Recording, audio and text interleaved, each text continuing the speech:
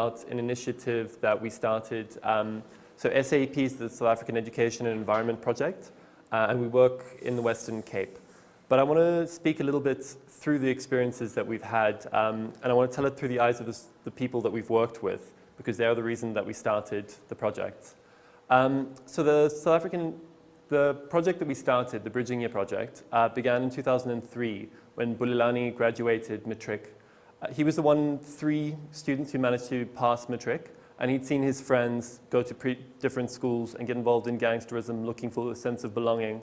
And he'd sort of struggled through matric, but he'd managed to pass.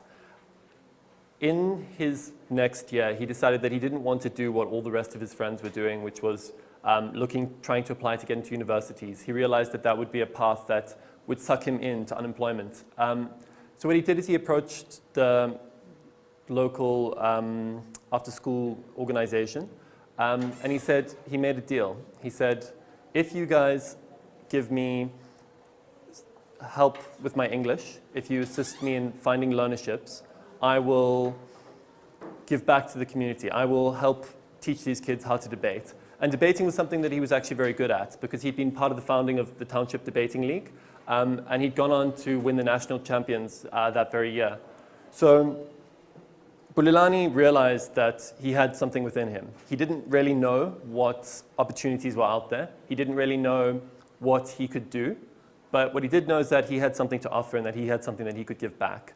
And that's something that is a thread that runs through our Bridging Year program.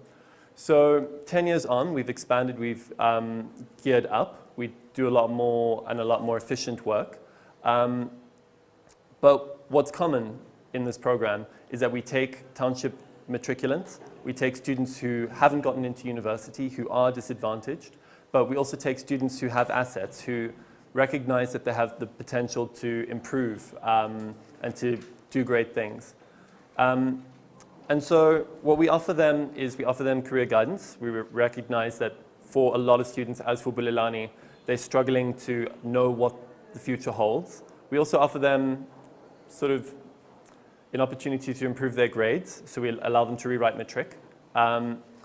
We give them the ability to learn how to use computers, because we recognize that universities require high levels of computer skills in order to pass. And we make sure that they really do get exposed to the world of the university before they actually have to deal with it. So that's what our Bridging Year entails. And we've had quite a lot of success. In the past 10 years, we've had 109 participants, but we've sort of, in the past 4 years where we've been focusing much, much more on the program, we've got 63 participants who've come through, and 83% of them have managed to get into university. 95% of them have managed to access some kind of opportunity, because we recognize that opportunities are more diverse than just university. We recognize that university is not best for all students.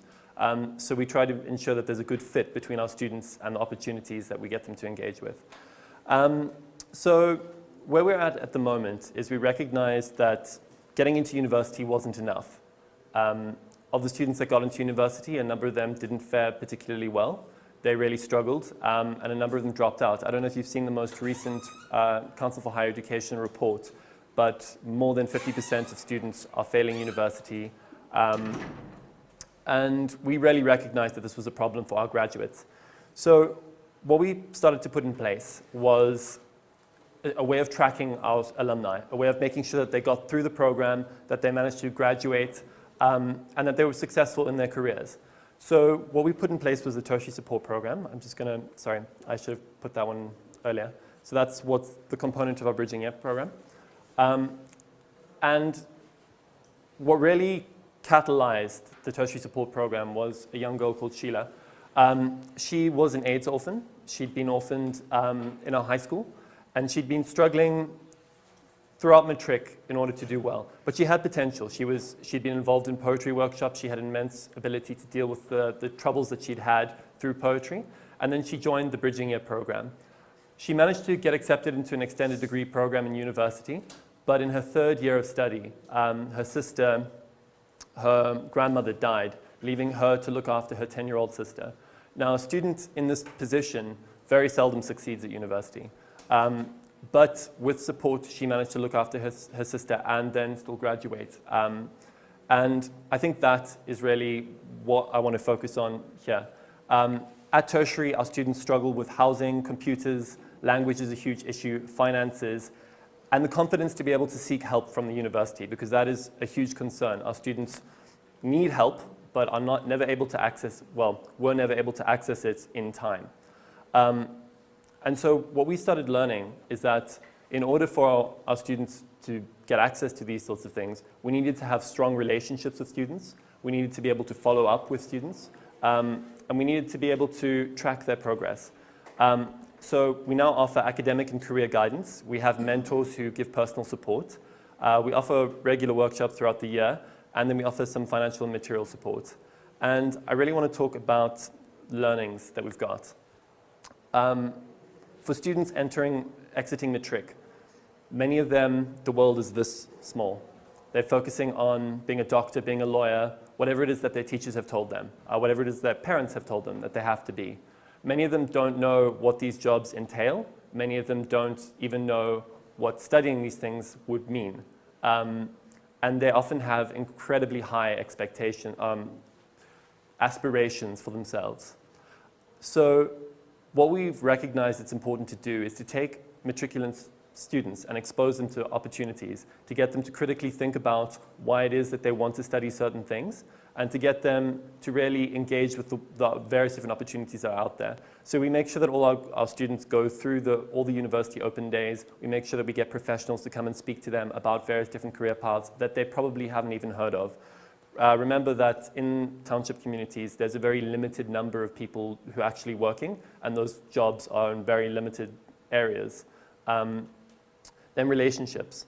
This is one of the strongest elements of our organization. What we can do that universities can't do is we can have trusting relationships with students.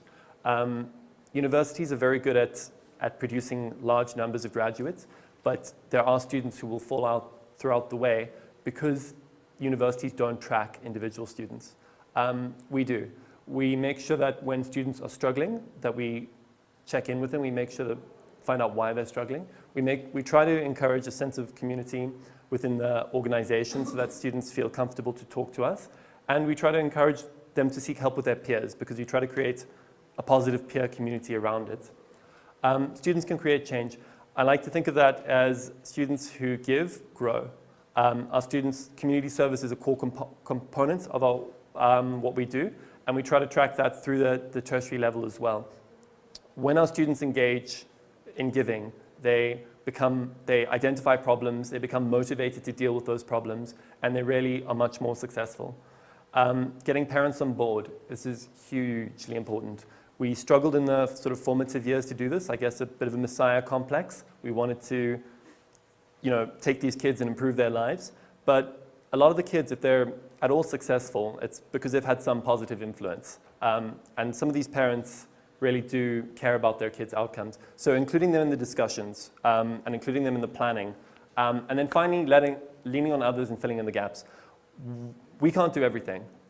What we do is we build relationships and we track our students. But when our students are struggling, we inevitably need to refer them to other sources. So for example, building relationships at the local universities, making sure that the student support there is on board and that we can refer directly to a specific person. That has been a key. So what's next? How best to target our resources? Next year, we're looking at 90 to 100 students entering our tertiary support program. So it becomes increasingly important that we know what resources are available and we can refer our students to them. But it also becomes really important to know exactly what resources are necessary for success at university. So that's what we're in the process of learning. How to help more people. Like I said, we're busy scaling the program, but there is so much need out there, especially with universities really struggling to get good graduates through. So we need to learn how to keep the quality, keep the relationships, but also be able to serve more people. And that's something that we're in the process of trying to discover. So I just wanted to leave with the message that Sheila graduated on time. It was very exciting. 85% of our graduates are either still in university or have graduated already. And these are the kinds of people that we need in this country for this economy to be accessible. So I just wanted to say there is hope, and it is quite exciting. So thank you very much.